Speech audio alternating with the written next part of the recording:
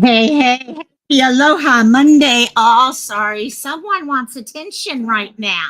It's like, no, no, I'm going to say, okay, you can have a whole one. How's that? Yeah. They have been so mad at me the last few days. I haven't been at home. What? Okay, you want one of these instead? I'm not giving you anything else. That's it. Your choice. So I had back-to-back craft fairs over the weekend. Yes, I can say all that together, can't I? And also, instead of one long craft fair, it was literally 2 different days of two. Oh my gosh, I've decided it's easier to do a 3-day craft fair that is one event, set up, finish, okay, break down at the end of it, go to sleep in between, wake up early, that type of thing, than to actually do 2 different craft fairs, which means set up, spend the time, take down, go to sleep, wake up. Yeah, it was fun this weekend. Really fun this week. Oh, I've got an echo. Why do I have an echo? Tell me if it's still echoing, guys. Should not be, should not be echoing. Why? Oh, it's your fault. It's not my fault. It's your fault, Sleuth Mom. All your fault. You just gave me a no, no. Okay, it's fine. And also, I wouldn't put it past me right now. It really wouldn't. I got home at, oh gosh, I think we got home earlier, and Mom and I tried to watch the new Netflix movie Mary, about Mary, Jesus's mom. And both of us fell asleep in the first 20 minutes. Mom went with me to both fairs over the weekend.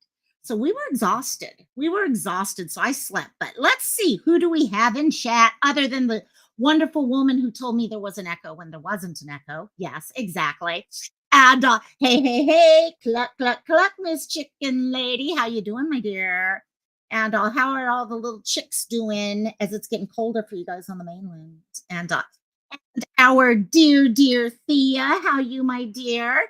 We're going to have fun. By the way, this weekend, we are going to be having another taste test fun. I've got my food somewhere around here. I don't know what's on the list for this weekend, but again, head over to Siren's channel.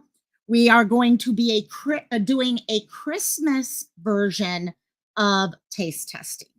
So God knows what's going to be on that list. I've seen stuff. Some of it looks good. Some of it scares the hell out of me again. We'll find out how that goes on. So, and our dear sleuth who came to the realization she had a second screen open.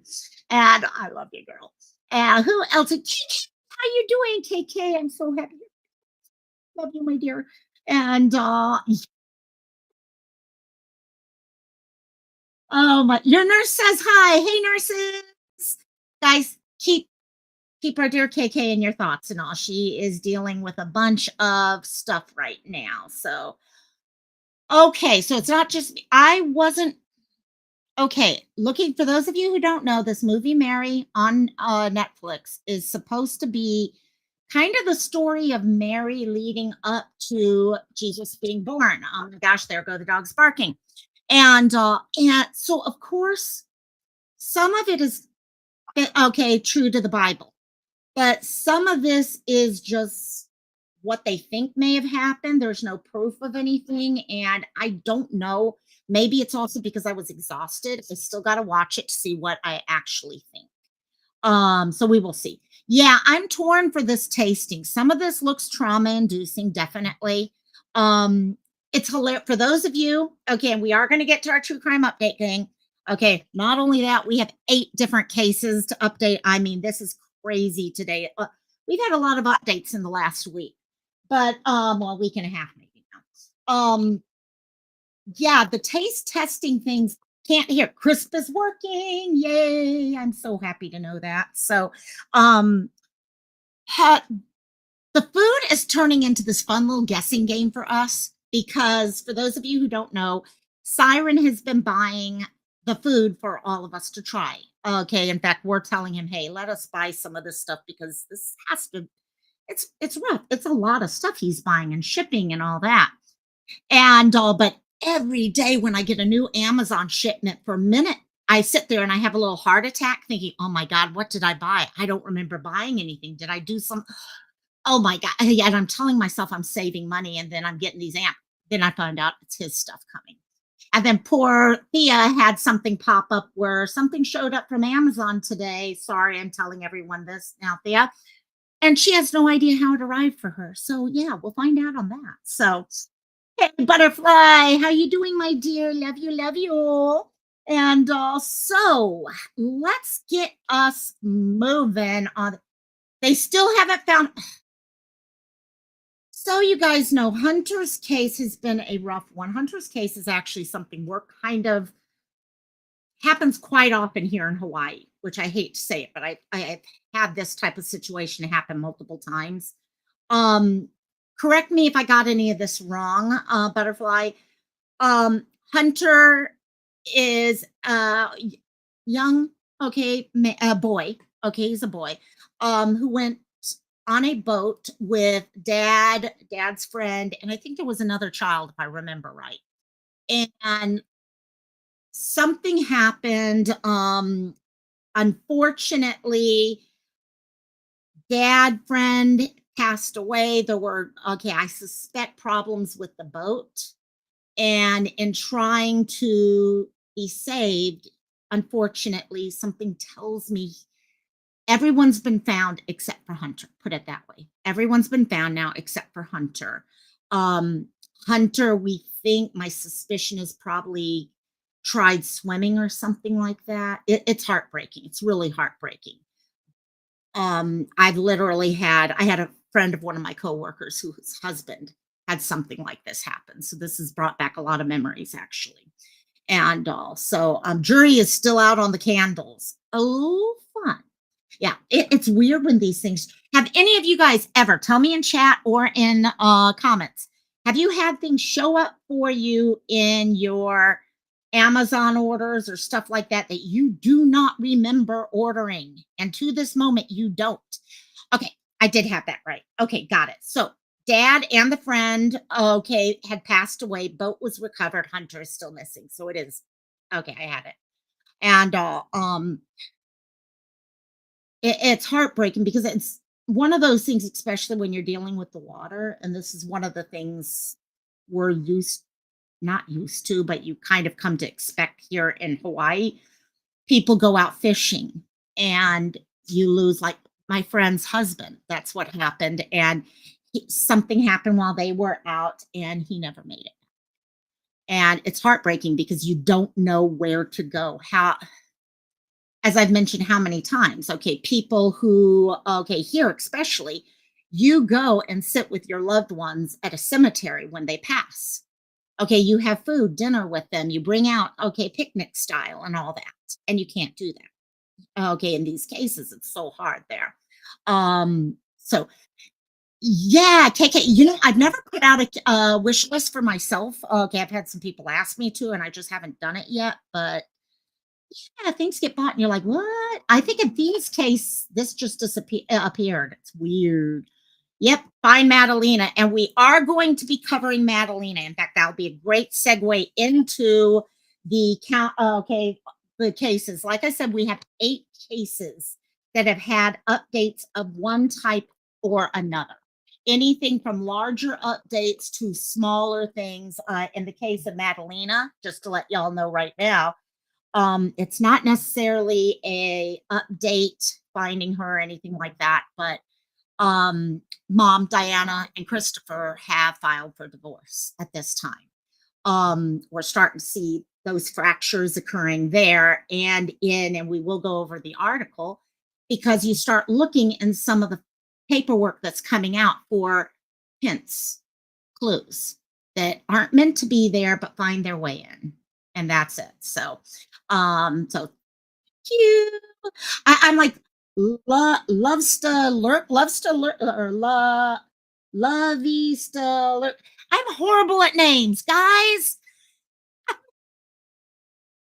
And I'm horrible at names. And that's why I have a name like Lokamaikai, which no one can pronounce in the world. Took a while here. So let's start us with Stefanie. Okay, let me right here we go. Stephanie, I wanted to just kind of clue in with this one. You guys have heard me talking about Stephanie over the last. Hey, Kathleen, welcome, welcome, Kathleen. We've been talking about Stephanie a lot lately. She's been missing for, I think we're probably coming up on 3 months now, to be honest. And September 24th, October, November. Yeah, we're at 3 months now. And we had the FBI do a press conference, which we covered here on the channel. And that has finally gotten to the point where we're getting some additional coverage for Stephanie. Again, this is a 13-year-old who went missing after having a fight with her sister. She walked out of the house into the woods. You can look at one of the older videos for more detailed information. And was not seen again. There's a number of things. Oh my God, yeah. Chicken Lady, trying to hear Robbie try to pronounce Keki's name. Keiki is the chicken that we named here on the channel. Keiki, for those of you who don't know, is the Hawaiian word for child. So the chicken that we named here is Keiki Okalani, so child of heaven. And which was something I just felt, it was just something little that could, remind us why we're here. And even in the fun stuff, when we're looking at a cute little chicken, we could remind ourselves why we're here. So Stephanie, with this press conference coming out and introducing people to Stephanie, things on that level, what this has also done is gotten the word out to people in Maine, into other states, and into Canada, not California, Canada. And most importantly, we're seeing it happen now. People Magazine picked up her case here. And we're not going to go through every single bit of this, but I did want to review some of it because it's important we get her story out. The other thing, just so everyone knows, on December 21st, and I'm going to be announcing this a couple more times, there is going to be an in-person vigil and online vigil. They're trying to get it set up where they can virtually stream it for us. For Stephanie, to remind us that Stephanie is still out there and needs to be found. So that's going to be at the New Sweden First Baptist Church at 1 p.m. Eastern Time, December 21st. I'll have a craft fair that day. That's like 8 a.m. my time. But I'll be sharing with you guys. So those of you who can help support and get her face out there, because that's the important part. So again, she's 14 now. Okay, she celebrated a birthday during this time that she was missing. FBI and Maine State Police are now offering a reward up to $15,000. Some of the stuff that came out of this, and I'm not going to go, like I said, through the whole thing, but just kind of reiterate a lot of what came out of this press conference. I don't think the police really have any solid leads right now. This is just me and my own speculation. They need some leads. I think that's why they came out with this. They don't know right now, did a person from the internet pick her up? Did she run away? Did something else happen more sinister? She lives in the middle of the woods. Could she have gone out in the woods? And there's always possibilities. I mean, you have wild animals, you have hunters. It was in the middle of hunting season. Lot of potential things that could have happened at that time. And what's most scary is the fact that no one seems to have any inkling where this now 14-year-old is right now. So they shared all this stuff out. Okay, again, she had the fight with her sister before she, walked into the woods. This was something she had done other times, so it was not new for her to walk into the woods. There were a lot of concerns, and they were brought up in the press conference. For example, people wanted to know Child Family Services, had they been involved, because there are other children there? Were there other issues? There were some family connected issues at one point, so people wanted to make sure, is that being covered? Okay, are we making sure there's nothing else going on? And police were able to tell us, yes, we've had Child Family Services in there. We've had all these things, but right now we need more information. And so I will be sharing further on as time goes on. I'm just checking to see if there was anything new here that I'm forgetting about. We've got the photo. Again, she's 5 foot even, 130 pounds, green eyes, shoulder length brown hair. Uh, and as I'm sure KK, except like she just said, she's getting another dose of meds, so she may fall asleep. But if she doesn't, I know she'll tell you guys people can change their looks over time. But she was last seen wearing blue jeans, a long sleeve blue shirt, and black Harley Davidson hiking boots. That's important for if we find anything in the woods. Those are the things that people need to be looking for when they're out in the woods. Um, as the family says, they live a half mile back in the woods. They're very comfortable. The kids, this is their home turf. Okay, very tiny community, extremely small community. This is not like a large city or anything like this. So there we go. I knew our dear KK would get that one out. I just try to beat her to it. That's why. Hey, Lioness, how you doing, my dear? And also, so hopefully we'll get more. I don't know if the police have gotten any more information in since getting that article out, getting the press conference out, and now People Magazine covering it more. If she's out there, hopefully we'll hear something. I do know the locals there are dedicated to giving her a voice. This, guys, is about this 14-year-old girl. Okay, this is one of the things I think a lot of people get concerned about. We're going to talk about Sebastian in a few minutes here. We all get worried about the circus that can sometimes follow cases, and we need to remember this is about Stefanie. Okay, it's important that we have that.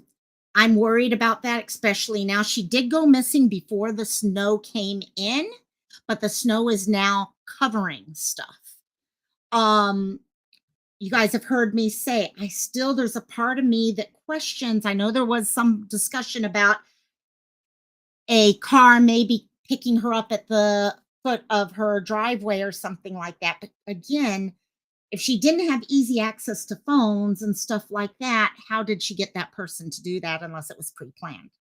And all. But on the other hand, we're going to talk about a case today of a young girl, okay, around the same age, who ended up leaving with an adult male, okay, who is now, okay, was actually this guy, okay, was found.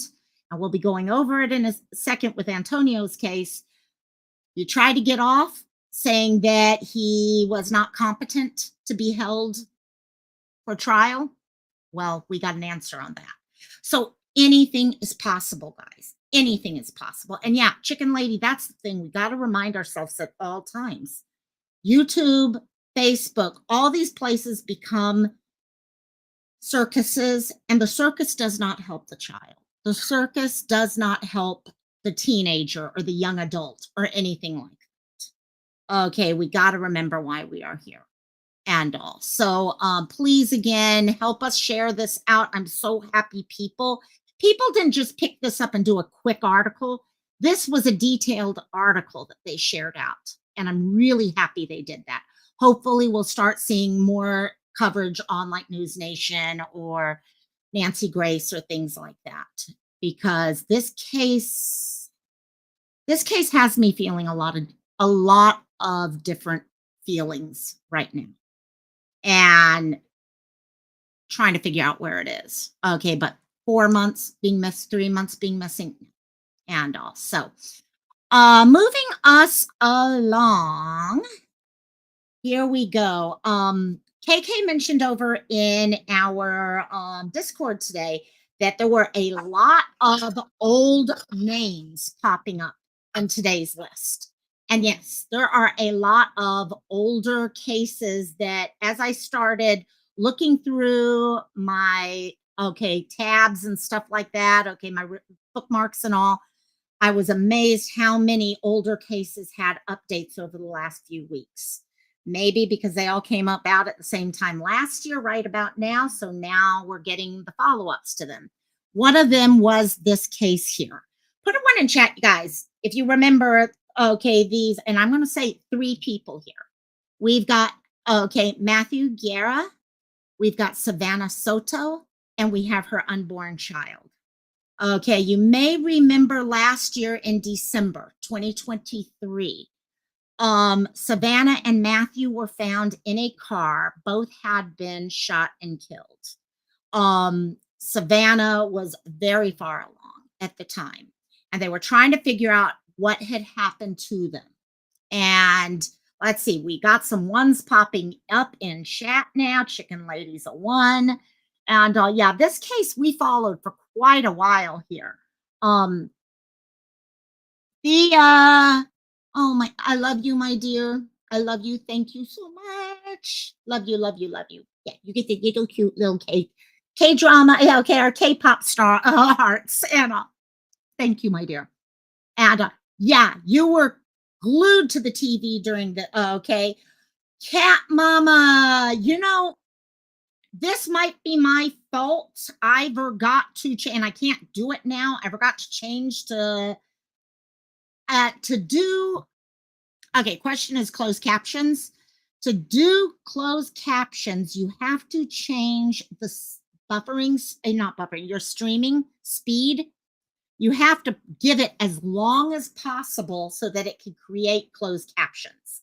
So instead of the normal speed, you have to slow it down even more manually. You do that through YouTube Studio before you go live. Today, so that's my fault. My fault, guys. And I apologize for that. I totally spaced on that today. I do try to, that one's an important thing, actually. My mom depends on closed captions. She forgot her hearing aid at home yesterday, so I know exactly. I depend on closed captions, to be honest. So I apologize for that. So, yeah, this case I was really into because I could not quite figure out what was going on in this case. Was it drug related? Was it gang related? Was it, what was the connection here? So we have this picture here. Let me take us back real quickly and share a screen here. Savanah, sorry guys, I need to just bring this up real quick. It helps if I can see. Okay. Sorry, Judge Denies. Here we go. I have so many things to cover today. It's, hey, no problem, Cat Mama. Yeah, it drives me crazy. I wish there was a button we could hit that would allow, because people don't realize how much closed captioning. It's like people who are, okay, they need seeing, okay, dogs for helping them to see and stuff like that. It's what helps you live your life to the fullest. And closed captioning is one of those in my eyes. And also, so anyhow, here we go with this. This is one of the, I think it's 3 people, it's either 2 or 3 people that were arrested involved in this case. And they were pulled in, given bond.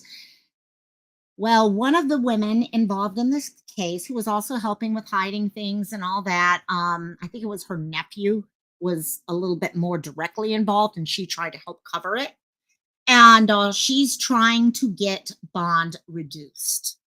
And so thought we'd just go through this one real quickly and then move forward. So here, hopefully we will have closed captioning here, anywhere I could. Thanks so much, Vanessa. A new up for a woman charged in connection to the deaths of a pregnant teen and her boyfriend had a motion to reduce. So we have closed caption, but it's really, really pale there. Sorry about that. I don't think, let me actually just check real quick if I can change my subtitles. They look, shoots. Well, at least you can kind of see them. Here we go. Her bond denied. Myrta Romanos appeared in court today via Zoom. She faces several charges in the murder of Savanah Soto and Matthew Guera, including altering and destroying a corpse, abuse of a corpse, and tampering with evidence. Soto and Guera were found shot to death in a car in December of 2023. Romanos' stepson, Christopher Preciado, is charged with capital murder, and her husband, Ramon Preciado, is facing charges related to attempts to hide the body. When will parents start realizing right is right, wrong is wrong? If your child does something like murder another human being, they need to be held responsible for that. Okay, trying to hide something is really not helping. And hey, Seal, how you doing, my dear? And yeah, KK. Looking at the okay, and yeah, no, I know we're seeing them at this time where they're not okay. I'd love to see what their thought process is in this. I get it. I get it. I don't have kids. I don't know that love, okay, of having a child and how you do anything for them. But you know what? You also have part of it is teaching your child right from wrong too. So Romanos remains in jail on a $600,000. thank God, $600,000. I mean, that there shows, and I haven't been able to read the actual, and I need to look. Hey, hint, hint, Seal, if you come across anything, let me know. The paperwork on this case, $600,000 bail, that's pretty freaking substantial amount. Okay, there was a lot of direct or alleged direct behavior going on here and participation in what was going on. So, and yes, yeah, I'm like, Bond. okay, so that was it. So it wasn't much. It was just enough to show that the case is moving forward.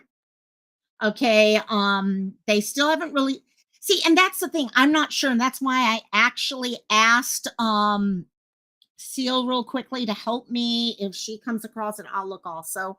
I haven't looked recently because it is a little older case. Sometimes what happens is I get an update and I haven't gotten updates in between. And also, I definitely need to look into this a little bit more. What was the motive? Was it drug related? Was it a confused, okay, connection drug related? Because sometimes I think people get involved in something that they might not have a connection to, but people think they do. We don't know. I don't know, at least. I'm not sure if anyone does have any specifics on that. If they'd like to share it with me, it'd be great. And then we can actually follow up with facts rather than us in our own speculation. So moving us on, and next we have Oakley. The next two I wanted to cover because we're hitting some anniversaries of the dates people went missing, birthdays, things like that. And these are the times for us to go take a step back and remember that there is still someone missing out there, or there's still questions out there, or there's still justice that is needed out there. And we're going to start that with Oakley here. And first, just to let you all know, okay, it's now been 3 years since Oakley Carlson went missing. We do know mom is in jail till I think it's the middle of next year, next summer. I think it's in this article coming up. But before we move to article, I wanted to share with you guys this picture here. So this is not only Oakley at the time of her disappearance and all, but Oakley and what we suspect she could look like right now. And as this article, as we go through this next article, let me real quickly. There we go. As we go through this next article, they talk about how, you know what, this is a time of year where this one should be in school, getting ready to write her letters to Santa, okay, and stuff like that. And she's not being given that chance to do that. And those who should have been her heroes in life, her parents who should have been her heroes in life, are not working with the police to figure out what happened to her, which can often say a hell of a lot. Okay, but here we go. Let me make sure it's shared with you guys. Yes, it is.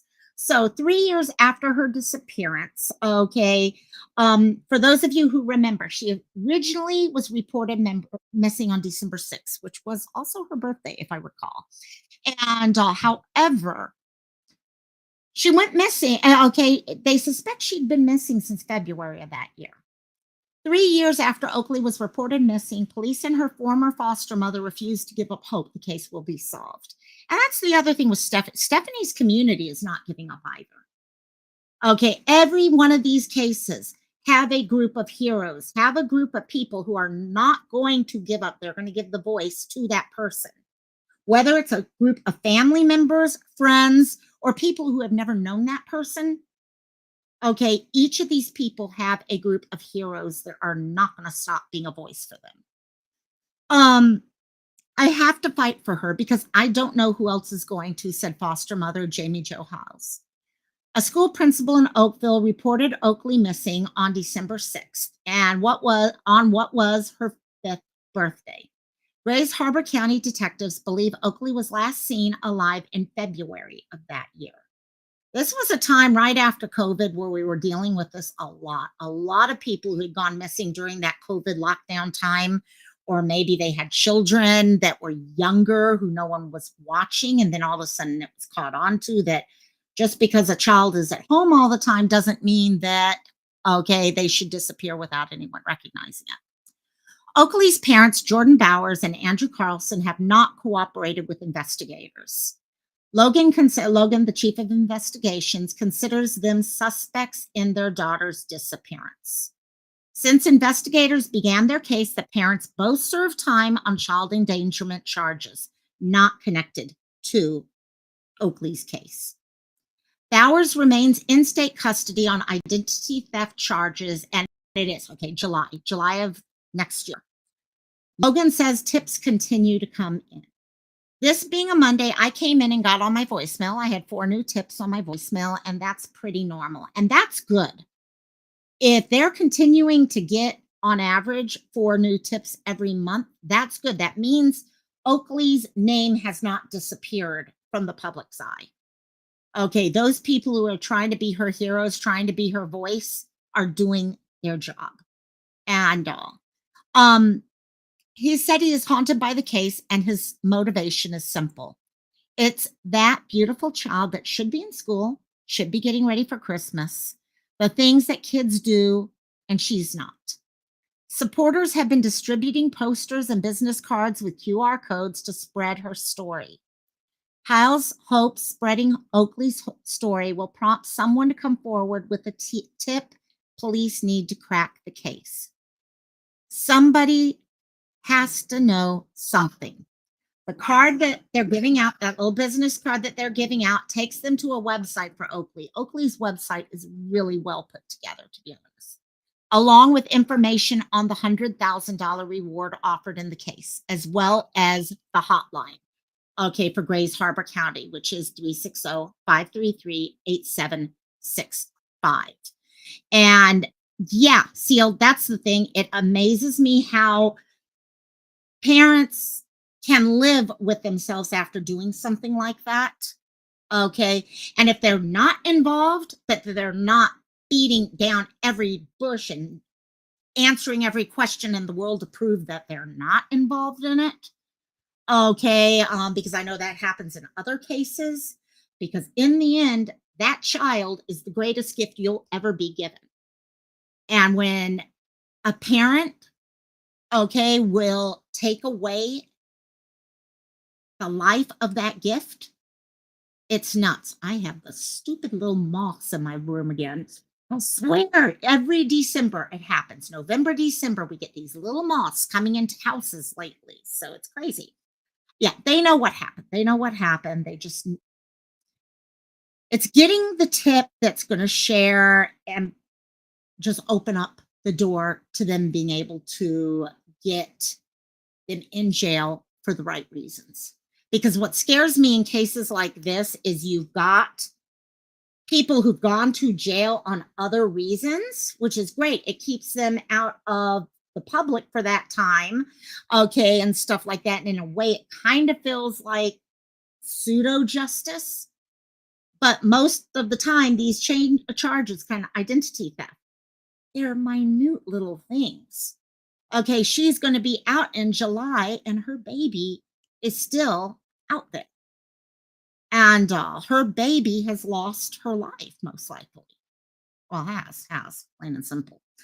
Okay, let's move us on to the other one celebrating a birthday, and this is Sebastian. As I kind of addressed earlier, that the circus that the internet can turn into at times. So I started covering Sebastian's case on the day he went missing. I covered it for a while, and then I kind of, I'll be honest, pulled away from it because the circus to me was not helping him at all. Okay, it was just making things harder on him and people he loved, no matter who they were. Okay. However, if there's ever an update, we're going to cover it. Okay, because again, who matters in these cases? It's not everything else in the world, it's the picture that you see on the screen right now. And we have Sebastian just turned 16, sweet 16. Okay, and he's still missing. We're coming up on a year. We're really getting close to a year. What is it? Maybe 6, 8 weeks, somewhere in that range, I think, right now. And his he himself just had a birthday fairly recently. Um, Maybe she will try and move it. And that's a possibility going back to Oakley. That's true. Once they get out, there is that possibility that they might try to hide something and get caught that way. It's kind of like right now with Ariel and stuff like, oh, God, you just want justice at some point, plain and simple. And so let us switch real quickly to this newest story. So on his birthday, the news and a lot of people were talking about where the case is, new details shared, things like that. So this was put out actually earlier today. His birthday was Saturday, I think. Correct me if I'm wrong. I think Saturday was his birthday. And also, it's, I don't, this is just me. It's kind of sad to me when a person goes missing or they lose their life or something like that. Their birthday changes from this amazing, positive day of excitement to a day to remember. And it changes everything. So anyhow, let's see. It was Saturday. Okay, perfect. Thank you, Seal. The Amber Alert remains active, and now nearly 10 months after Sebastian Rogers disappeared, those leading the search effort say no one is giving up. It's not a cold case. It's an active and ongoing investigation. Wait 1 second. I don't like being bigger than the picture. You guys are here for that, not me. Sumner County Sheriff Eric Craddock has been on the case since Sebastian disappeared from his Hendersonville home back on February 26th. Since then, hundreds of tips have been investigated, and to date, there still have been no confirmed sightings. In that vacuum, rumors continue to run rampant online from less than credible sources. And that's what scares me. When we talk about Stefanie also, I really I'm hoping we can find her before something like this builds up. Because, it's great when you get the coverage of social media and all, but it also comes with the negative side of people who are just throwing out ideas for their 10 minutes of fame. Or even worse, throwing out ideas because they just want to screw up something because they think it's funny. And and we've seen this in Sebastian's case, probably more than a large number of cases that we have in the last few years. Well, it's real easy to sit on social media and make those comments. Yep. Sheriff Craddock says investigators deal with facts, seeking evidence and hard leads. There have been few official updates in recent months, but the sheriff says investigators meet weekly about the case. I've been pretty transparent. There is some information that's just not releasable, right? And that's only because any information released could be prejudicial to the case. And a successful resolution is my ultimate goal. All that matters. There's not a day that doesn't go by that I don't think about Sebastian. EMA Director Ken Widener has headed up search efforts around Sebastian's home and beyond from the very beginning. And it is his team that stands ready to act on any credible lead that comes from the tip line. We have K-9 on standby. We have search teams on standby. We've got drones ready to go, and we go. The question of... And we saw that in Elijah's case. Another case that had gone for so long without having, in Elijah's case, his body. And the moment everything connected and they got that little call in saying, hey, I think we found something, everything released. Okay, everyone was running down there. They had dogs down there. They had people down there. They had FBI down. They had everyone down there because they knew that one tip that came in might be able to solve everything.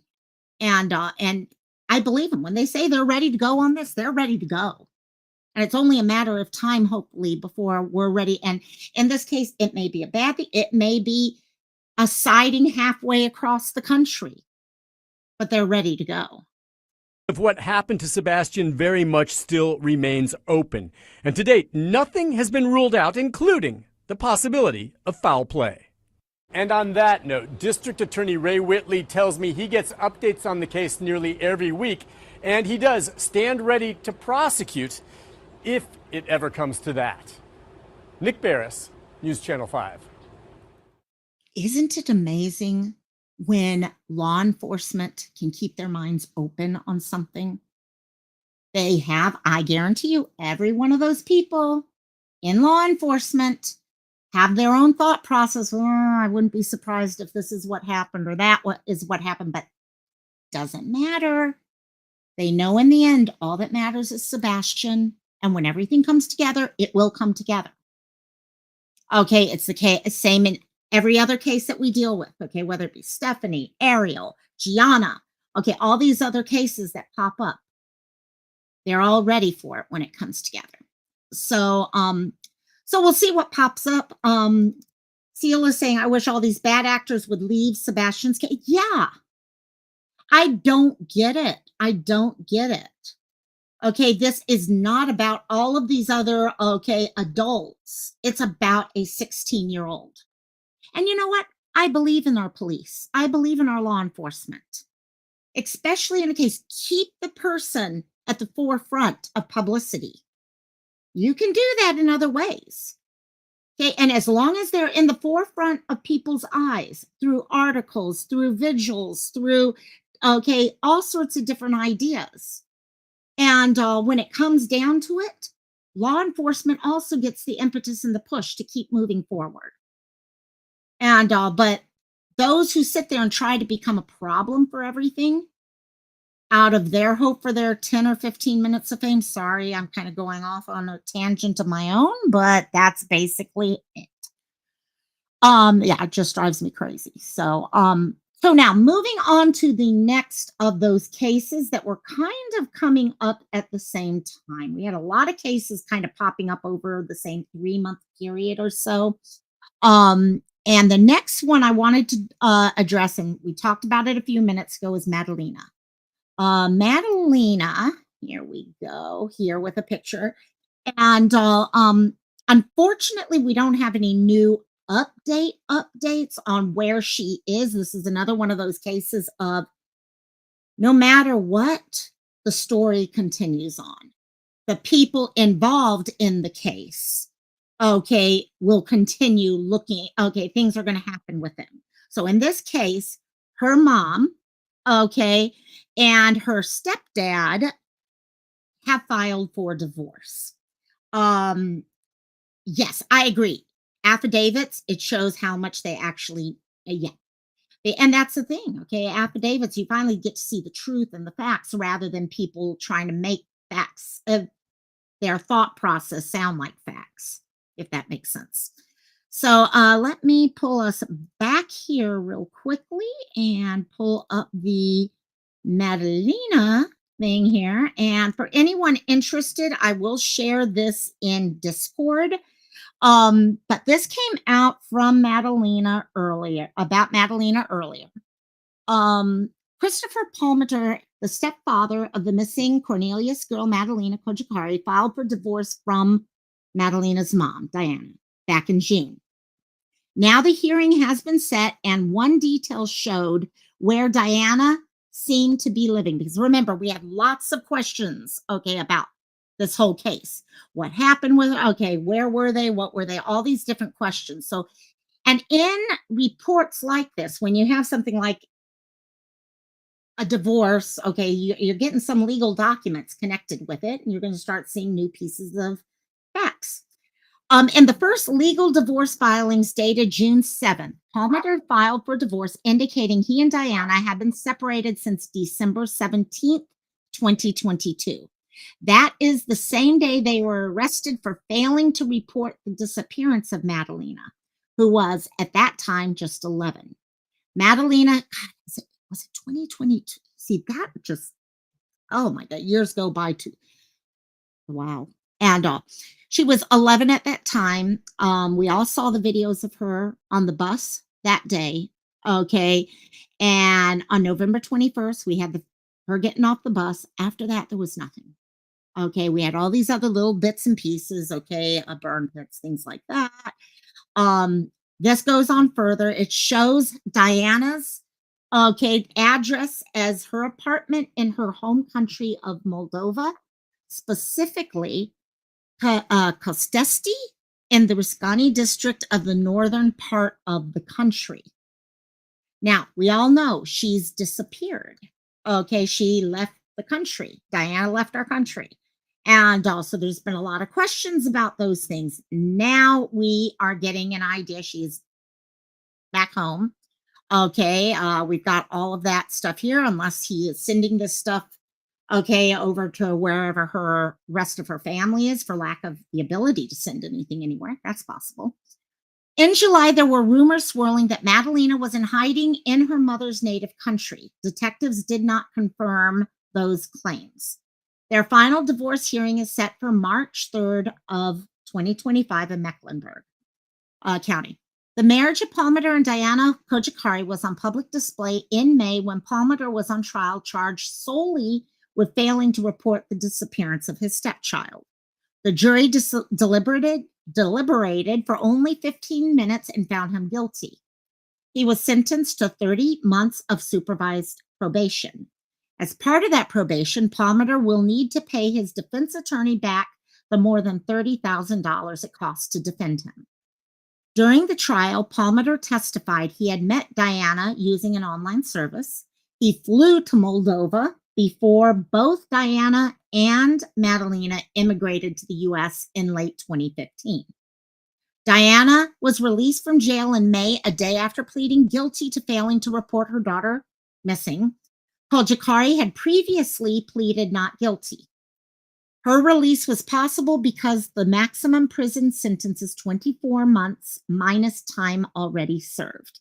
Cojocari had spent 520 days in jail after being arrested back in December 2022. So this kind of goes on answering a lot of the questions, and that's why I did want to bring it up here, because I know a lot of us had been following Madalina's case and hoping she's safe. I think many of us, there seem to be two camps. One camp that are worried was something done to her. Another camp, is she alive? Okay, and if she's alive, we hope she's safe. And all. But there's been a lot of questions, especially when Diana left the country.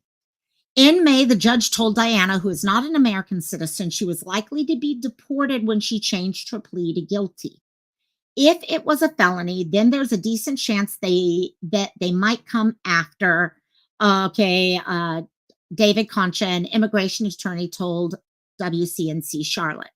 The immigration attorneys, neither of whom are involved in this case, said that the backlogs of immigration courts across the U.S., deportation is not something that happens overnight, that it's going to take a while. It depends on a case-by-case basis, but in general, cases take quite a while in immigration court. We have wait times that we have seen as years, Kenneth Pham, another immigration attorney, said. Concha said, even though each immigration case is different, the ultimate goal is to determine if a person should be removed from our country. We have an immigration law called aggravated felonies. Usually those are going to result in someone being eligible to be removed. To me, it's just so interesting. The whole idea of immigration, not deporting people with aggravated felonies. I don't know. Would love to hear you guys. I know this is a political time bomb there, and but I'd love to hear what people have to say with that. Okay, what's your feeling on that? If someone commits murder or someone does something like that, should they be sent back to a home country? Should they be made to pay for their crime here? Okay, how should that work in your head? Because that's something that's really interesting. I've always found that interesting, actually. He added that everyone has the right to defend themselves against allegations and can find ways to make it work in their favor. If you've been here more than 10 years, you might have a defense called cancellation of removal. Or they look at whether you have ever been the victim of a crime and helped in the prosecution of that crime. The federal government has a different set of criteria, and even if a person does time on a state level, they can still be removable on the federal level. ICE released a statement saying they're committed to enforcing immigration laws humanely and assessing whether an enforcement action is warranted. As of her release from jail in May, it was not known whether Diana would face potential removal proceedings. The Cornelius community is still actively trying to find Madalina. It's been over a year. Actually, we're coming up on 2. The tight-knit community rallied together when Madalina was first reported missing. All this time later, that is still the case. It's been a challenge, a resident told WCNC. We try to keep somewhere hope that she is alive. Hope that Madalina is out there. Yellow ribbons are still seen wrapped around mailboxes in Victoria Bay neighborhood where she lived. Madalina was not reported, we know, for the first 3 weeks after she was last seen publicly getting off the school bus. Took the school to start pushing to find out where she was. I think the frustration is seeing the parents, mother or stepfather, around in the neighborhoods, and most of us know that one of them knows something. We just wish that they would come forward and tell us she is safe. As a neighbor, Medrano represents a vibe in the suburban neighborhood. It's difficult not to try to make assumptions, but we're all sure that one of them knows something. It just can't be a missing child for that many days. I agree. Other people have also noticed, Diana around town. I think it's very awkward to see the mother out in public walking the streets, and this was a while back, walking the streets of the neighborhood using public places, just free in general, and the little girl's still missing. This is what we talk about, Oakley's mom getting out, of jail in 7 months or so, and she'll be walking around and stuff like that. I think it's very awkward to see that. Using public places just free in general, and the little girl is still missing. Carrie, a Cornelius resident who did not wish to provide a listening, said.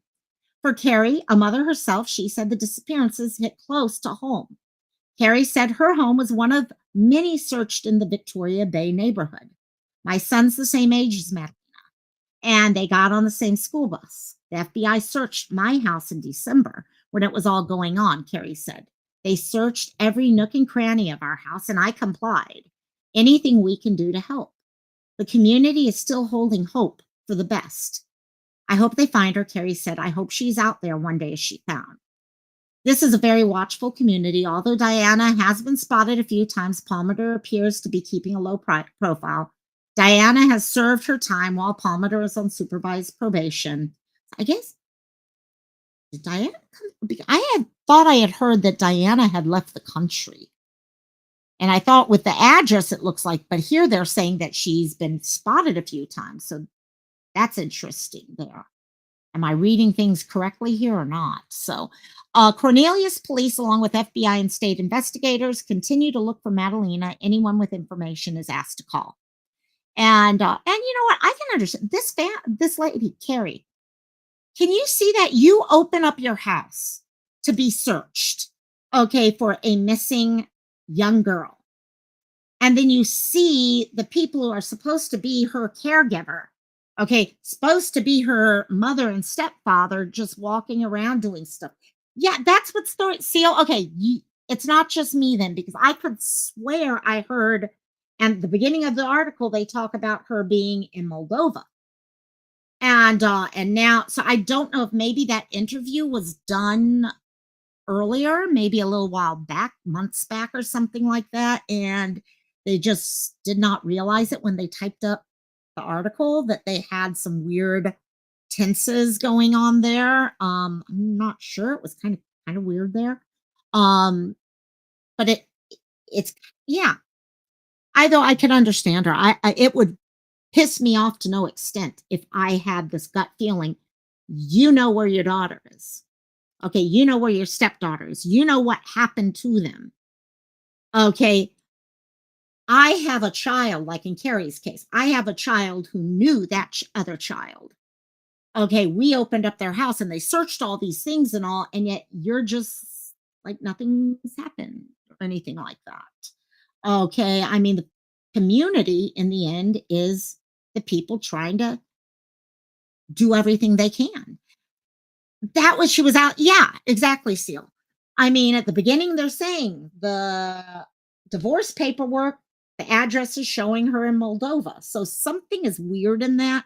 I'm wondering if the interviews that they were using there were interviews from last spring or even last winter, and from last year anniversary or something like that. And they're just kind of, journalists do that. They can't keep doing new interviews and all that. So they just go back to an old interview, and maybe that's where the tenses being used in that are definitely weird. And also, so let's move ourselves on to Brad, Suzanne Simpson. This first was going to be a real quick update, guys. Like I said, there are a lot of updates coming today. We got ourselves down to the last 3 updates, just to let you know. We're going to talk about Brad Simpson, Suzanne Simpson's husband, then Antonio Agustin-Ailon, who is the man who was found with the teenager who had disappeared, and he had basically lured her away. And then we're going to close with a discussion about Naresh. Naresh, Mamta's husband, has been charged in her murder. So we're going to go over a couple things with that. However, let's start with Brad. We got 2 real quick picture video type things here. The first one I just wanted to share with you guys, just to show you, because I kind of like seeing him in an orange suit. I don't know why, but it kind of gives me this sense of, yeah, that's what should be. KK woke up. Yay. We got KK up.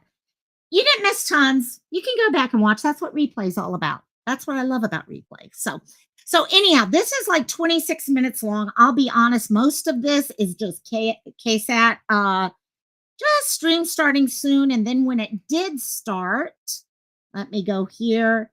Let me pull this out because, hey, Bill, how you doing? Welcome, Bill.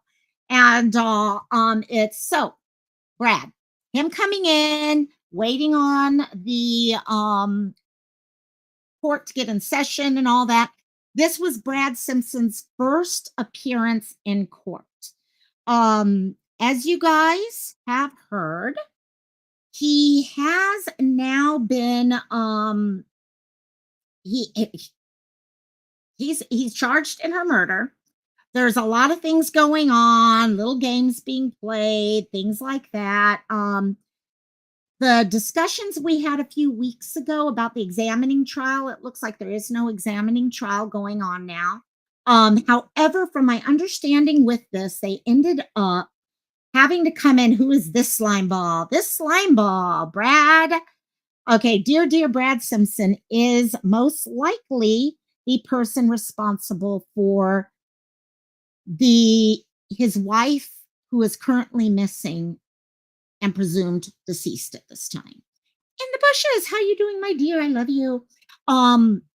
So just what? There's nothing you're missing volume-wise on this. They had to call court together today because I think it was his lawyer is going to be out of town or something through the end of the holidays. So based off of that, they had decided they needed to come together and make a decision about when are they going to have the next court date and stuff like that. Yes, KSAT. Yes, it is KSAT. KSAT is San Antonio. This is on the outskirts of San Antonio, actually, KK. Hey, B. Tim, how you doing, my dear? Welcome. For those of you who don't know, okay, Suzanne's case. Suzanne and Brad were coming home from a party. They live in a kind of upper class neighborhood outside of San Antonio. And neighborhood heard the two of them fighting, actually could see, okay, Suzanne trying to pull away from her husband and him kind of controlling her and not allowing her to. The neighbor decided he was going to go out and put a stop to everything. And he went outside, and in the meantime, could not see them anymore, but he heard a yell. He went back inside. No one saw anything else for a while, and then the same person who saw that saw this dirtbag here, Brad, leaving in his car and returning about an hour or two later. Okay, next morning, okay, he takes his daughter to school. Wife is supposed to pick the daughter up from school, never shows up. She's reported missing. So, I don't remember the name of the judge here. I'm sure it's in here. Let me see if I can get when the judge comes in.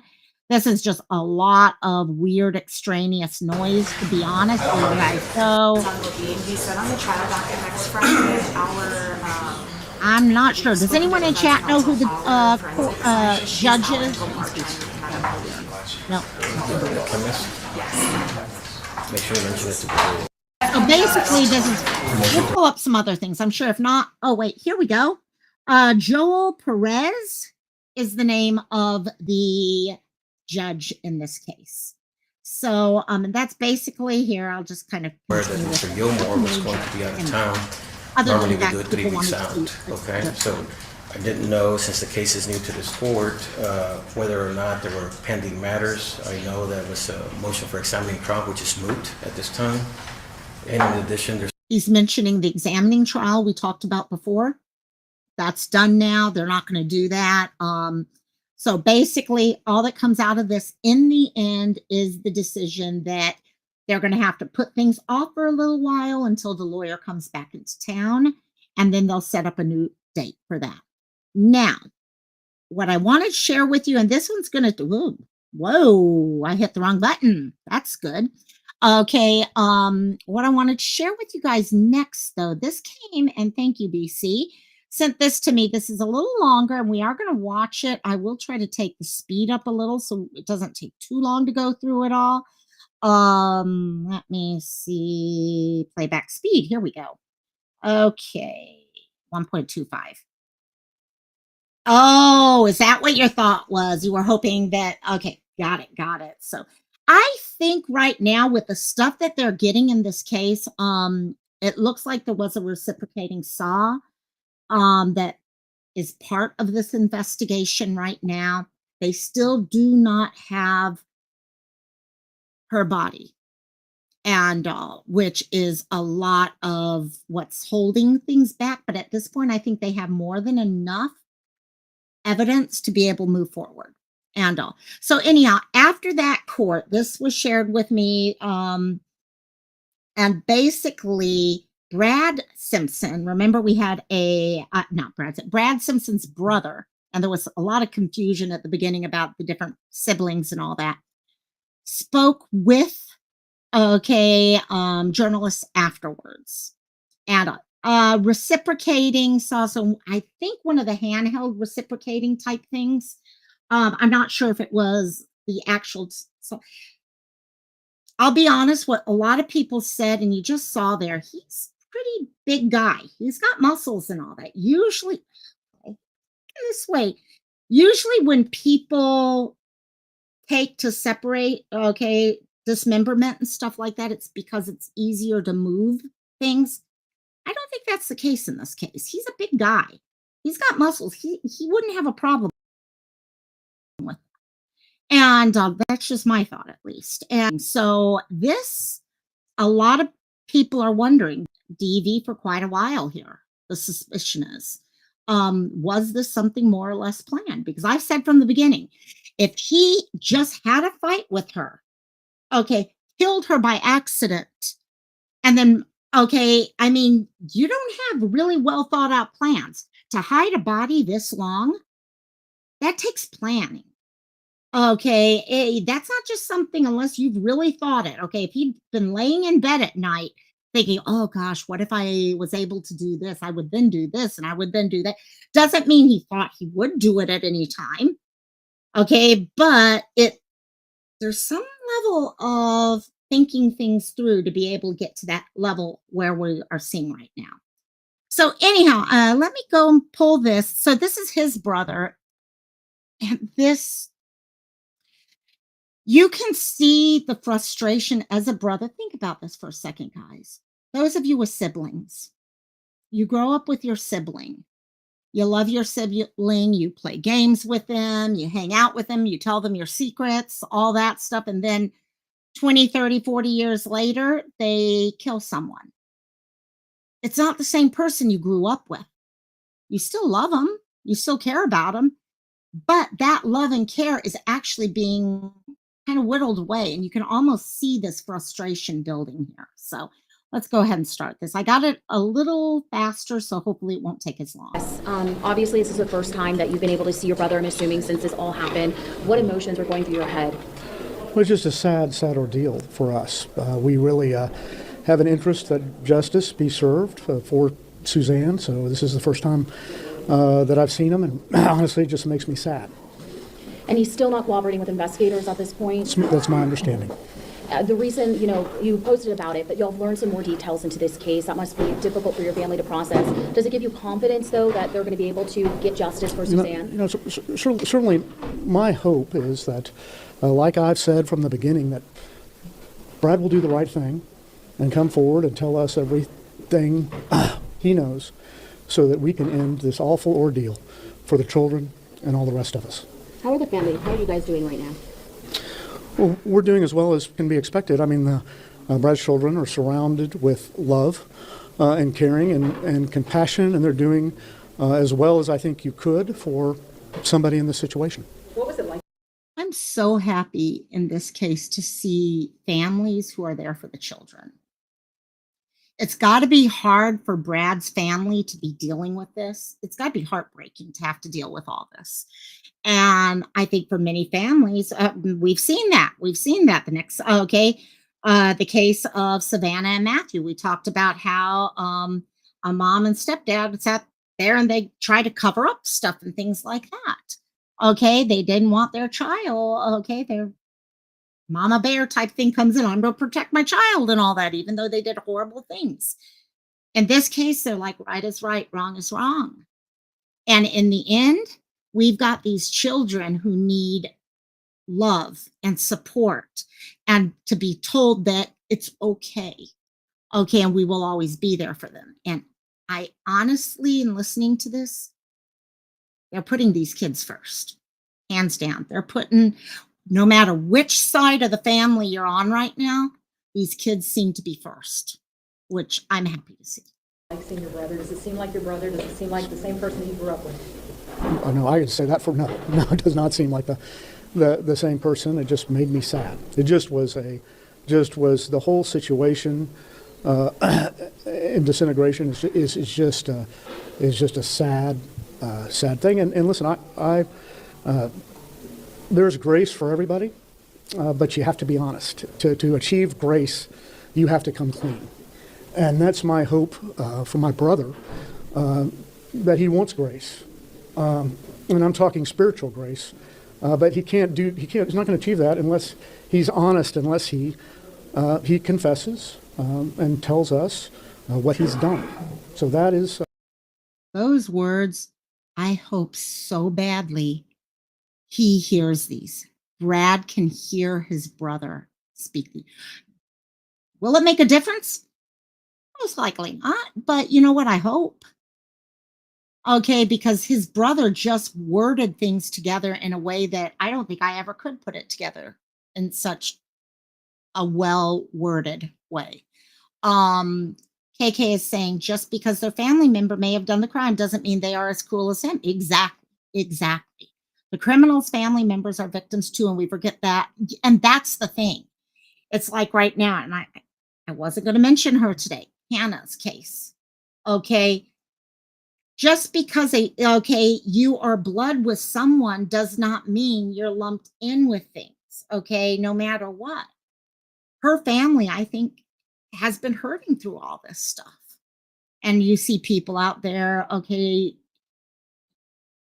spilling all their anger on family when you know what? It's like this family here.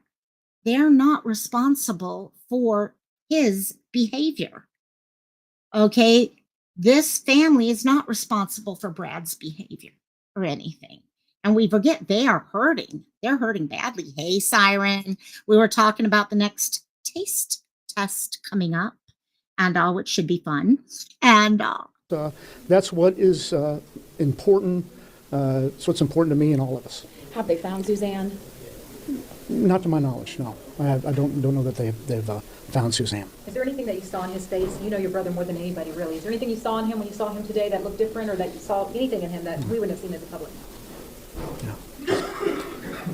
Probably doesn't seem like his brother anymore, to be honest. With what happened to today, which was nothing substantive, how frustrating is that to see 2 months go with no real movement? It's horribly frustrating and very frustrating. Yes, KK, yes. I've got feelings on that, and I've told a couple people. I'm still very worried about that case. Just because I'm not covering it here as much right now does not mean I'm not worried. Okay, I think the calling people that's saying more. When people are calling someone else a spoiled, entitled brat and things like that, that's saying more about their anger than it is about that other person. We don't know that person. We don't know if they're having a mental break at this time. We don't know what's happening with things at this point. That again is pure speculation.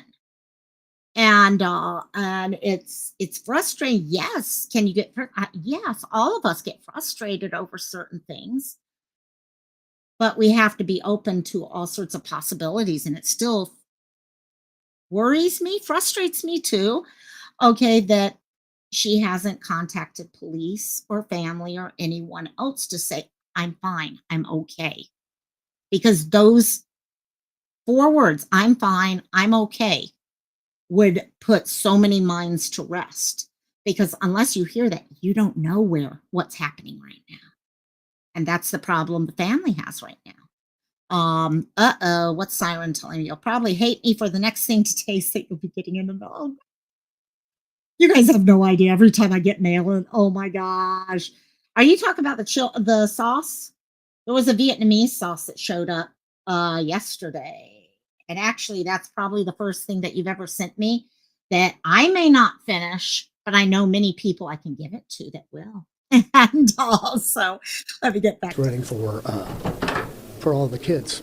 You know, this is not, this is a family, we're a family. And, you know, and what is, one of the things that I think is outside of the whole situation, what is disgraceful is how social media reacts and paints this as so many things that it is not.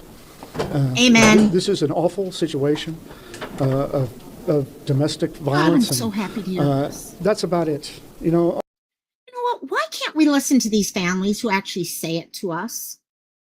Okay, why can't we listen to, okay, it's one thing if law enforcement is telling us these things and we want to ignore it and shit like that, then that's one thing. But when you have family after family after family come out and say, guys, okay, we need to start listening to what we're being told and hold ourselves to a little bit more responsibility. We need to start being Pono with our actions. And I'll come back someday and talk about Pono and what being Pono is in Hawaiian terminology. Okay. But yeah, I know exactly, Siren. I knew that. I was like, oh, I get another salsa coming. Oh, that one could get interesting. Uh-oh, that one scares me now. Yeah, I know that one I would probably not be able to do either for the same. Well, no, I don't do the random ones anymore, but I used to have to do random ones. We need. Oh, look. Hey, we've already counted out bugs. The question did pop up about bugs, and Robbie and I both said no. That's new. nope, nope, nope, nope, nope, nope. I'm not eating no bug. No way. And Seal just wants to see us all with that. Yeah. Fact. Painting it into a bigger picture is not right, and it makes all the rest of the family victims. It lacks empathy, and it intensifies the victimhood for the kids and all the rest of us in the family. And let me tell you this. I'll say it now, and I've said it online, and I've said it from the beginning, from my first comments. We're all seeking justice. We want justice. We are on the side of justice. This is not a team sport. It's about seeking justice and doing the. Wow. Sorry, guys. From here on, this is new for me because I didn't get to watch this whole thing here. This is not a team sport. Everyone who's been following Sebastian and picking sides and stuff like that, this is not a team sport. This is about justice. This is about the person who is missing or who has lost their life or something like. Wow. Sorry. I've never heard it put that way. But yes, it's a good thing for us to remember. This is no team sport here, guys. We don't need cheerleaders with their pom-poms and stuff like that. Cheering because their side made a perfect statement or against this side or that side, okay? We don't need, the wave happening behind tons of chat room windows or anything like that. Wow. Yeah. The right thing. And that is what, that is why I'm so sad, because my brother will not do that. I just want him to get it right. Can you elaborate on that? Bill, isn't this about learning the truth? Yes. And that's the thing. It's about learning the truth. It's not about picking a side and being able to pick the right side. It doesn't matter whether we pick the right side. What matters is we find out what happens. And the only people who truly can come to that determination is law enforcement. We might be able to help them with spotting things or, helping give context to stuff or things like that. But when it comes down to it, law enforcement are the ones with that power. And wow, this is I'm impressed here. What do you mean by social media? I just think that the investigators on social media paint a picture that is just and listen, and God bless them, they want answers and they want justice too. So exactly. So I'm not really down on them as much as I just am. I do believe that law enforcement has done an outstanding job. I mean, I want to tell you that my comments are sincere. They don't stop. The Almost Park Chief, the Texas Rangers, they do not stop. They work 7 days a week, and they get it done. And I'm confident that that they're doing everything they can, and that they've done everything they can to find Suzanne. Has your brother accepted any visitors as far as family goes, or have you made efforts to visit? I don't have a comment on that. There's a lot of rules around where my brother is right now, and you don't see visitors, so that's not how Bexar County works. How has the district attorney been? Are you confident that they're able to, bring this case to justice? I think they're working hard to seek justice. Now, Bart, if you could say something to your brother, what would that be? Your message to him? Do the right thing. Do the right thing. Thank you all. Thank you. Wow. That was actually, I had only listened to about half of that. I'm impressed with him. I know there were a lot of, at the beginning, as we're trying to learn all the different players involved and all that, and he gets it. He gets it. Those of us out here want justice too. It all comes down to the question, how far are you willing to go for justice? What questions, what things are you willing to do? Do you realize when you're crossing that line? Are you willing to pull yourself back when you realize you're crossing that? That's one reason why I tell you guys all the time, please. Sometimes it's hard for us to tell ourselves when we're crossing the line because we don't recognize it, because we're getting more and more emboldened or excited and energized, or I don't know, thousands of words you can throw in there. Okay. And it's hard for us to recognize we've crossed a line. That's why I asked you guys to tell me if you ever see me cross that line, because I may not notice it. But if we can be honest with each other, then we can help keep ourselves, okay, true to things. Bill is saying, what I cannot stand about the system is counsel is all about winning in court. Prosecutors are no longer. And you know what? I think all of this, what you're talking about, the team mentality on social media when it comes to things, all that is actually saying more about us as humans over the years and how we deal with things.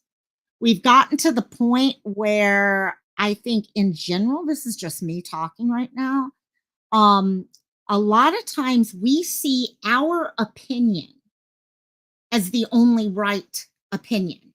And if someone else has the opposite opinion or an opinion that does not agree with ours, we take it as a personal affront. So we either get pissed off at that person for not agreeing with us. I mean, how dare they not agree with us? Or, okay, we go, it just becomes this thing. No, it's this way, not that way. And we're not willing to really listen and talk to each other. Yeah, that's a good way to put it. Many times humans do suck. Okay. So that's Brad Simpson where we are. Probably won't have many updates on Brad unless something big changes. Seal, you do so much for me outside of the chat. Thank you. I love you. Love you. And thank you. And especially a lot of you guys help me so much because I cannot keep on top of all these cases. And it's you guys who help me stay on top of it. So we'll see. I think the only things we may see at this point is if something's found, if they do come across, okay, for remains or something else big happens. Otherwise, I don't think we're going to hear much new stuff happen when it comes to this case until the new year. So we'll see how that goes. Next case, 2 more cases here for today. So let's take the next one. Okay, now this one I can't really, I made the decision a while back not to share the name anymore of the the teenager who was involved in this case. She went missing. Okay, there was a young girl missing. I think she was 14. Let me see if it shows up here. 12-year-old. So not even teen. This 12-year-old went missing, okay, a couple months ago. And a lot of us were trying to find her. We weren't sure, were we looking at a runaway? Had something happened? Had she been lured? Things like that. She had been lured. She was found a little while later. Police tracked her and they came across her, and this dirt bag was with her at the time. He had connected with her online and lured her away from home, taken her to another whole state, and they were living together pretty much.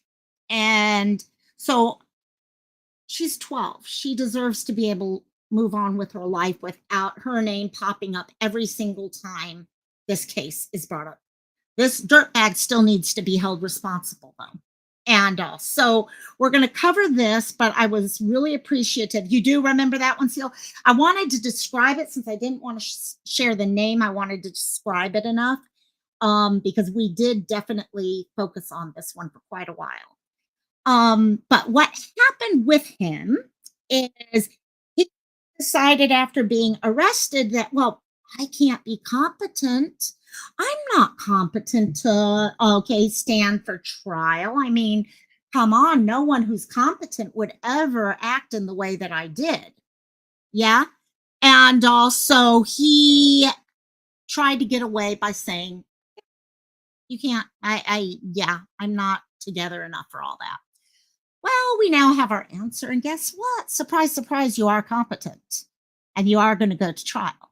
So The suspect in a child sex abuse case involving a missing Georgia girl is competent to stand trial. Tuscarawas County Common Pleas Court Judge Michael Ernest handed down the ruling on Tuesday, last week, citing the findings of an independent psychological assessment. Dr. Adkins' report is summed up on page 5, quote, in which he indicates, quote, it is my opinion that the defendant is currently capable of understanding the nature and objectives of the legal proceedings against him and assisting counsel in his own defense. Yeah, Bill, he looks like a scumbag and not remorseful yet. Look at that. Look at that look. It's like, oh, yes, I got caught on camera here type thing. The decision came down during a status conference for Antonio Agustin-Ailon, who had also waived his right to a speedy trial. Ernest scheduled another hearing February 25th, so we'll keep an eye out for that, and a jury trial beginning the first Tuesday in March. The 34-year-old Dover resident is being held in the Tuscarawas County Jail without bond on 6 felony counts, including the R word, gross sexual imposition, and interfering with custody. That last one mostly because he sounds like he took over custody of the 12-year-old by doing what he did, is my thought process. Authorities say he met the 12-year-old victim online and brought her willingly to the Tuscarawas County. She was with him on July 27th when he was taken into custody outside of the New Philadelphia Walmart. So, yeah, he was competent to lure, exactly, Bill. He was competent enough to lure a girl online, put a plan together to go pick her up, okay, and drive, okay, and keep her in another location. He's competent. When it came out that he was trying to say he was not competent, it frustrated me to no extent. So I was very happy to see this, because anytime someone does that, there's always that little chance that someone might be able to play a game. And so I was happy to see that not happening in this case. And also, so we'll see what happens with that. Okay, hopefully we will, come March, it'll be a quick decision that he will be spending a long time behind bars. That's my plan. If everything goes right, that's what we'll be reporting in a few months here. And also, okay, last but not least, and I think a lot of you guys know about this, but I wanted to come because we didn't get to talk about it last Friday. So we're going to come through here and discuss this. Give me a 1 or 2 in chat. 1, if you know about the new charges for Naresh. Okay, Naresh Bhatt. Yeah, Bill, actually, you're right. In the case of Antonio, that would have been a premeditated crime. Plain and simple. It's not like he just ran across, okay, a 12-year-old out on the road and grabbed her or something like that. He premeditated that. Yeah, you've got a point. So 1 in chat, if you remember, okay, and you know about Naresh Bhatt being charged with the murder of Mamta. This is something, I know Sleuth, I'm not sure if Sleuth did. Seal, do you know if Sleuth actually was able to cover this press conference or not? Let me know. But we're going to go through it real quick. It is a little on the longer side. It's 13 minutes long. So I am definitely going to speed us up just a tad here. And also, let's go to this and see how it works at 1.25 and whether we can go higher or not. But I'm so happy to see this actually coming together now at this point. This is another one that a lot of us have been hoping would come together, because most of us knew exactly, not the latest one. Okay, perfect. And I think this is the latest one. This is from 6 days ago. And also we can go through this. This might be, some of you guys may have seen this already. Some of you maybe not. So let's start it. And actually, you know what? I'm going to take us up to 1.5. And if that's too quick, we will drop it rather than worry about going back and forth. Okay, here we go. So this was held 6 days ago. So it would have been last Tuesday, I guess. Okay, giving us a little update where things are and announcing the charges. Questions, and if they feel compelled to come up here and talk to you, that'd be fine, but they're aware of what happened and they're grateful for what we've done. Did Naresh say that was the body, how he murders anything? Did Naresh say it was the body, how he killed? I'm going to slow it down just a little bit, guys. Sorry. I have a little hard time when you get a lot of different accents, and plus, oh, well, I also don't have both earbuds in, so that might be making a difference. But yeah, let's just do this. I'd rather us hear it clearly. Okay, there. Okay. Naresh told us? No, Naresh has a lawyer. We have not talked to Naresh.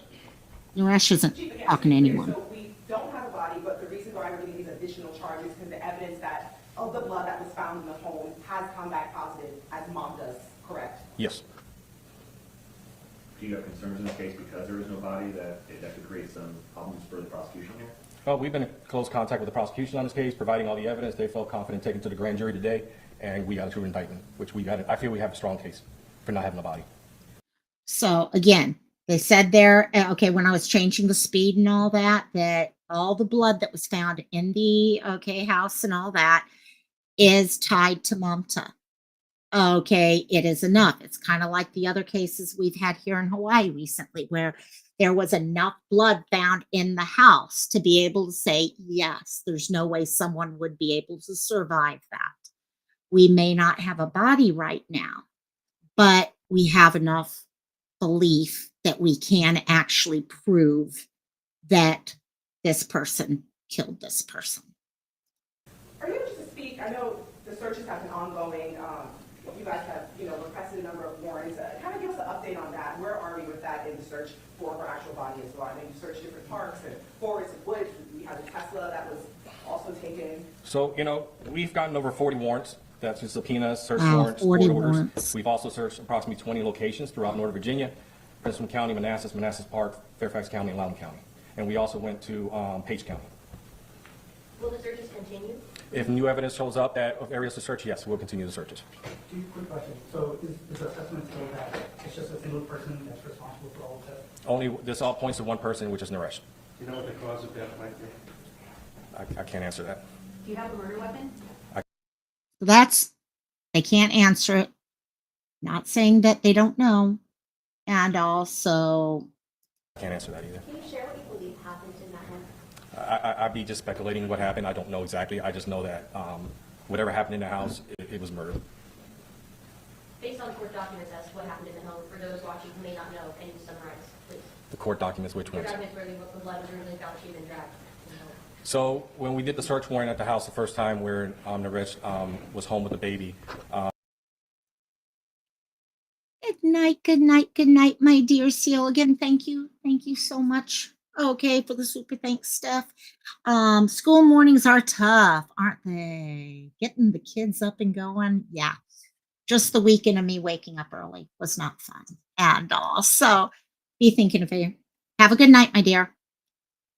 The forensic unit found evidence in there that showed that amount of blood that was in the bedroom that was drugged into the bathroom. Additional blood was located in the bathroom. And today you can confirm that blood is not. Perfect, Bill. Exactly. How they came across the blood's going to tell a story. Okay. Is it a spatter pattern connected with a gun? Is it more something connected to a sharp object? Is it more blunt connected? A lot can be told. Those of us who unfortunately spend way too much time watching true crime know exactly what those stories can look like. Yeah, we confirmed that it is blood, and we confirmed that it belongs to Mamta. What happens next? So next, we're going to continue, providing any information the Commonwealth needs to get prepared for trial, and all the evidence and reports and supplements and follow-ups. We're continuing on. Chief, how important was it for the evidence to come back this week, a week before trial does start next week? I mean, I can only imagine the kind of pressure that was on the prosecution and the department to come up with something. It seems like right now it is new information, but it's the same blood that was found in the home. Kind of just talk about the importance of all of that coming out a week before we go to trial. I mean, obviously, it's a good thing for us to get this before his trial. I would think if we didn't receive it, we could also push it back. We're not bound by that date. Obviously, he would push for that date. But I think we're in a good position right now. It happened to happen right before the holidays, and we were able to get this evidence. And this was the first grand jury after getting that evidence back, which made it easier for us to present it. That's true. Being able to get all the evidence in, get it in before the trial that's set up for this week, I think. And then also with the holidays. Okay, having to deal with this heading into the holidays, if you know if you're thinking about this throughout the whole, not that it ever leaves their mind, it doesn't, but at least, okay, they know things moving forward. And yeah, Bill, exactly. OJ trial taught us a lot. I was in high school at the time, high school, I think it was. And yeah, that was my first, that and the Menendez brothers were my first two introductions to the world of true crime. And Nancy Drew. I just want to let them know that we never gave up. We investigated, and I told them from the beginning that we wanted justice for Mamta, and I think we accomplished that today by the detectives going up there and presenting the case to the grand jury, and it was a true bill. And I just explained to them, some of the process as we know it would happen in court, and potentially what we're looking at for trial dates, and and moving forward. It's going to be a lengthy process. It's not going to be overnight, and I think they understand. You know that with Ariel. You heard a murder charge, thought maybe there'd be a body. Can you speak to, is there still hope we'll find these parts of Mamta? We know she will be found. Yeah, well, of course we're going to be hopeful that we find her. We're still looking. If new leads come in that potentially where she might be at, then we're going to follow up on that. So it's a one question. Just in the exploring the evidences, if Naresh is ready to accept the charges or ready to plead the charges, if there is any possibilities? That would be a question for the Commonwealth Attorney's Office. I don't, obviously he's got an attorney, and they would have to discuss that matter. What does this mean for the concealment of the dead body? Oh, it's still on. He's got 3 charges. Yep. Can you speak to the other charge, the defiling? Yeah, people think you can't have murder and conceal. Okay, yeah. You're just adding on another charge on top of everything else. That is. It's the fouling of a body, pretty much the cutting up of a body. Do you believe you did that to her? Yes, that's what the evidence shows. It's what it's looking like also with Suzanne. We believe this occurred in the bedroom. As far as the alleged dismemberment, do you believe that also happened in the home, or is there evidence to suggest it happened somewhere? We believe it happened in the home also. Can you speak to the previous contact you had with Naresh and Mamta at the home? Which one? All of them. There's been so many dates. You'd have to give me more of a date of which one you're speaking about. Any allegations of domestic violence in the home? So we never received an allegation of domestic. We heard about the domestic after Mamta disappeared. That is alarming to us because we were not aware of this when we first went for the welfare check.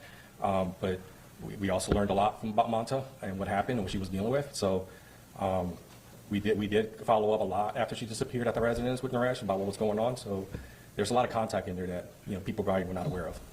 And one of the first times the public heard from Naresh was when he spoke just outside this building, 1 to 2 sentences. See, that's the thing. When it comes to domestic violence, okay, these things don't happen on the first. It doesn't say they can't, but it's like with Suzanne. Okay, there's lead up to it. There's people thinking things through. I think in both of these cases, okay, whether it was a last minute thing that happened, they were thinking things up to then. They had already been playing around. Yeah, they may have found, that's a good point, Bill. They may have found bone fragments. They definitely found blood. But with the dismemberment, yeah, that's definitely, actually, that makes sense. They could have found fragments that lead them to knowing that, okay, yeah, no, this wasn't just that. It's the same thing in Hawaii that we don't know, okay, what was found and what wasn't found and how they were able to come to the decision that they did there either. And all. What is it like to go from that interaction to now, all these months later, 3 charges brought against you ahead of trial? Well, we stood back and listened. And that was one of the things we tried to see what he was saying to the public, and that's not what he was telling us was going on. So there were some incorrect statements made by him, misleading statements, which, gave us, more ammunition to go, hey, what's going on here? When you all went to the home and spoke with him, do you believe Mamta was still alive at that point? On which date? The initial body count for the child was released. No, we believe she was deceased by then. Do you know when this occurred? We believe this occurred on or about July 29th. 28th? July 29th. 29th. Yes. 29 July. That is the date, right? 29th into the 30th. Into the 30th, yes. 29th into the morning of the 30th. I know we have a lot of questions, but what do you really want to take away from this press interview tonight for not just people in this room, but the community that's been following this case from the moment that it rose? What do you want to take away from this press conference? I know we have a long road ahead. You know, that we never gave up. You know, this is a case that, you know, we didn't know about Mamta until she disappeared. There's a lot of people that knew Mamta came forward. We've learned a lot in this case about her and what she was dealing with. And I want people to know that, you know, we were here to get justice for Mamta, and I think we accomplished that today by getting the first-degree murder charge. And that's what was our goal from the beginning of this, based on what we were seeing. See, again, going into that. Okay, Suzanne, Mamta, Misha. Okay, these are all cases of domestic violence where the victim is most likely no longer with us. Yet we also have not ever found the body. But there's enough information for people to say no. And police are like, no, we've got charges here. People initially pop up saying, well, there were never any DV charges in the past, so how can you go just jumping to that? The majority of DV cases, okay, and families with DV cases are not having them reported to the police. Okay, the majority of relationships with DV, the DV is suffered quietly, privately. No one knows other than the family and a few friends potentially. But they're not 911 phone calls or stuff like that for the majority. Hey, BC, my dear. Well, you were working pretty hard all day getting the information. And no problem, my dear. No problem at all. So thank you. And yeah, she's been sending me some great updates. Some of these, I really appreciate. Family, do you want to speak to us here?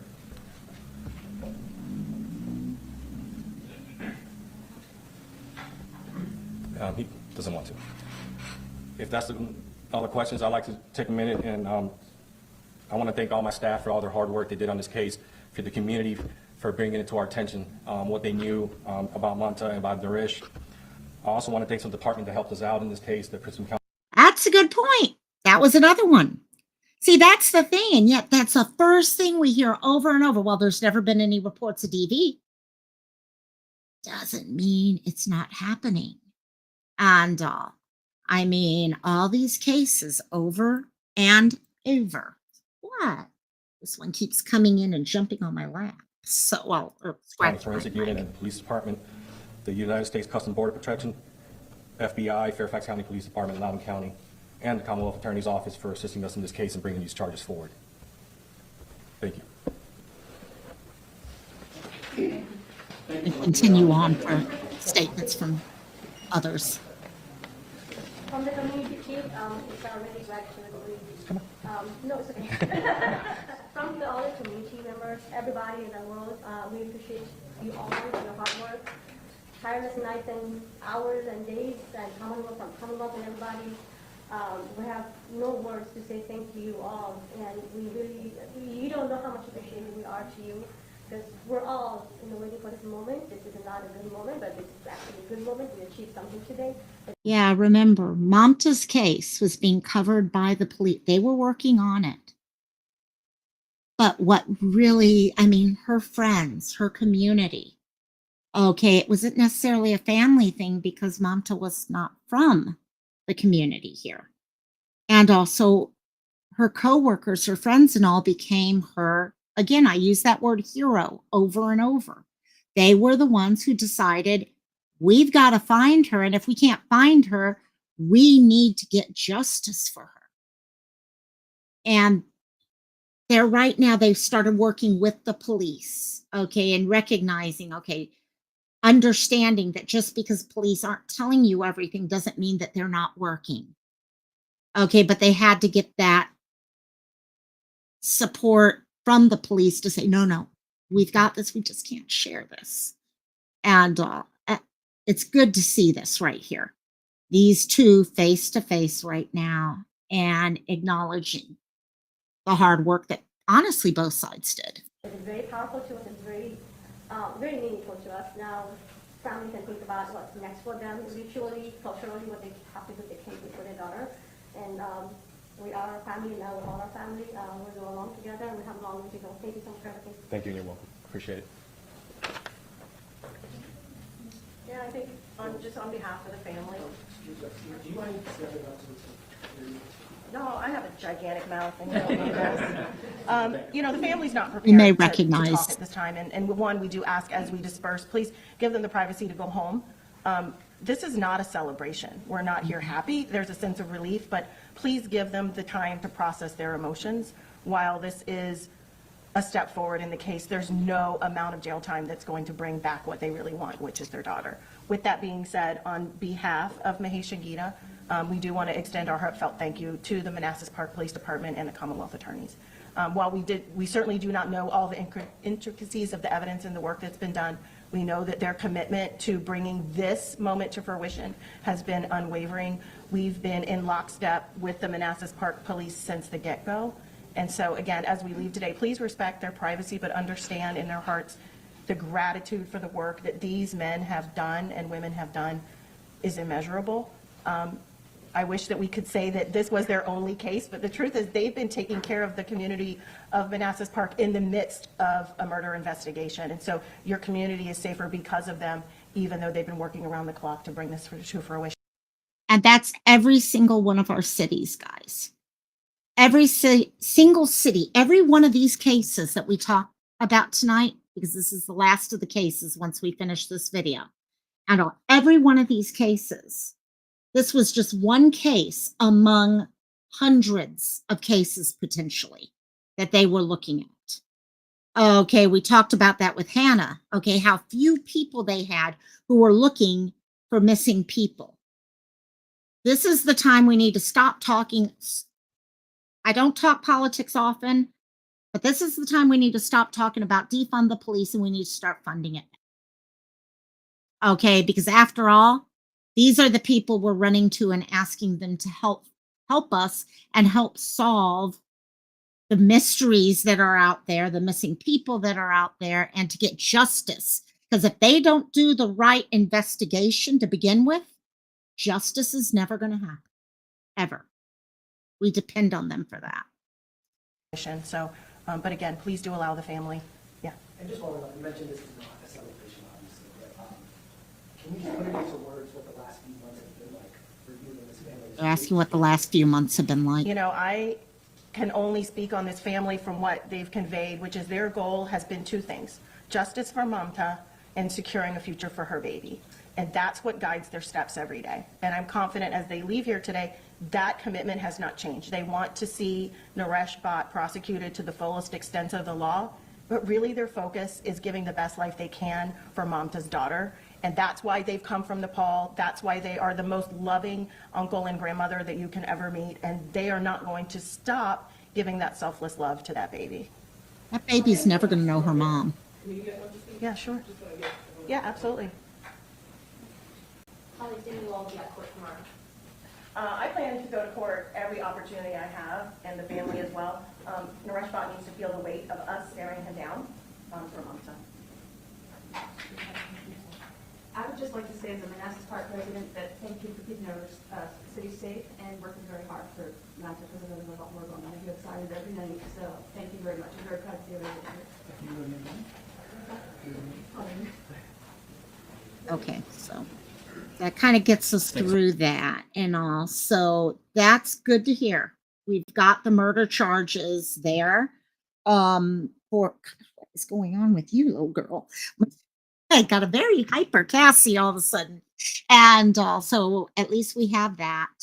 Other things that I was looking at today, I think it was Elijah I was checking. I'm trying to remember who it was. They were talking about how they're pulling together, again, the toy drive. There was another case, I forget who it was. They were actually going to put together I think it is Elijah. Can't remember though. Putting together a book of memories of who Elijah was so that they could share with other family members, siblings, things like that. And so I think it was Elijah. So they actually have, and I'll share that with you guys on Friday because it really hit my heart when I was reading it earlier. And I just want to get everything correct before I share it all the way. But they want to make sure Elijah's sister can remember him. Okay. So they're asking people, especially who knew him, but just how he has affected them and their lives, and to send those letters to them so they can put together this book for her someday. So she knows how much her brother meant to other people. And then they also talked about having a memorial for Elijah and how they're waiting until he comes home, which tells me they're still waiting for his body to be released.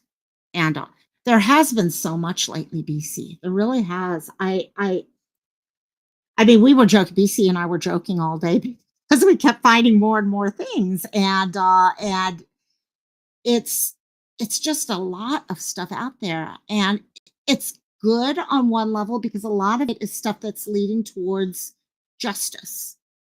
Okay, unfortunately, we never should have needed justice in most of these cases. But again, if it's not for our law enforcement, we're never going to get these little moments of we won't be able to say, Brad, you're being charged with murder. Naresh, guess what? You tried to get away with it, but you didn't. It's taken law enforcement to do that.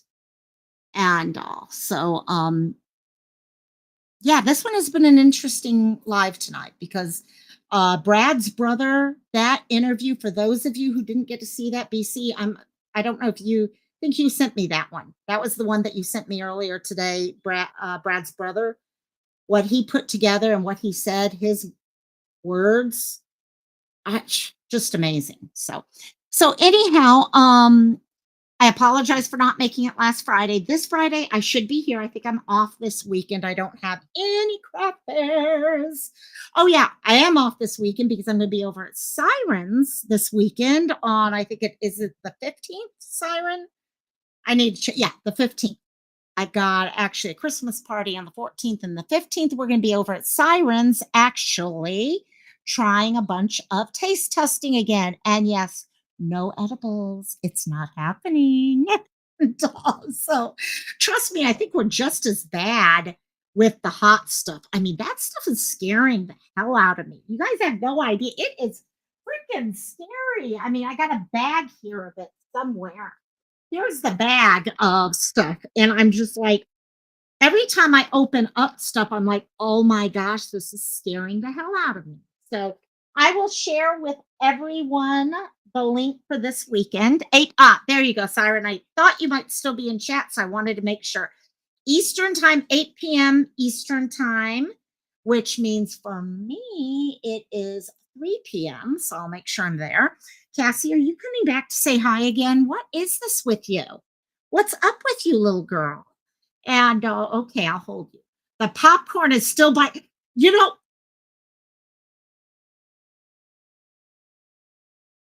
I'm still eating the tart cherries.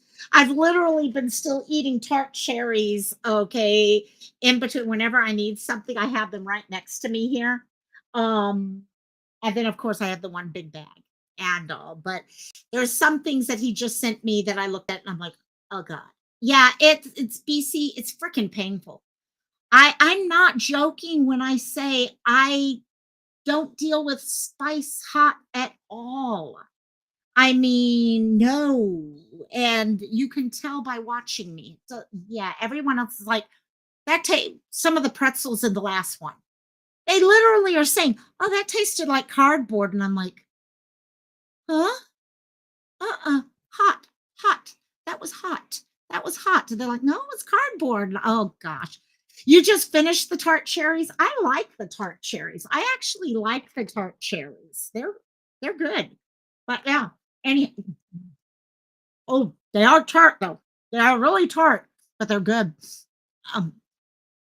Sorry, that was tart. I should not have done that in the middle of closing out a live. And anyhow, I hope you guys have an awesome live. Do check us out over at Sirens though on Sunday. I hope. Oh my God, now I'm like salivating like crazy. Oh my gosh, and they are fun lives. They really are a lot of fun lives. They scare the hell out of me each time. And I'm like, I can't believe I'm doing this. again. I mean, what amount of pain am I okay with here? And why do I continue putting myself through it? But they are fun. And I know, yeah, Siren, by the way, I need to get in touch with you because we keep talking about, Robbie's movie. Yeah, our two characters have to have a little fun someday. We've got to figure that one out. You came to me with some ideas, and I'm like, maybe I just haven't gotten back to you. So, anyhow, aloha, guys. As Little Finger says, you want to say bye bye, Cassie? Say bye bye. Bye bye. Bye, everyone. Oh, are you going to shake now? She's a drama queen. She's like the biggest drama queen. If she wants attention and I'm not giving it to her in the right way, she'll start shaking. Oh, and I'm, what? Oh, you want treats. That's what it is. She wants treats. Yeah, that's what she wanted.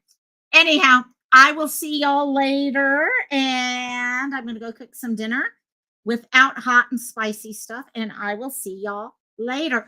To those Thea and Seal, I really want to thank you guys for the membership, for the super thanks stuff today, for the stickers and all of that. For all my members, I'm going to try to put together some memberships stuff for you guys.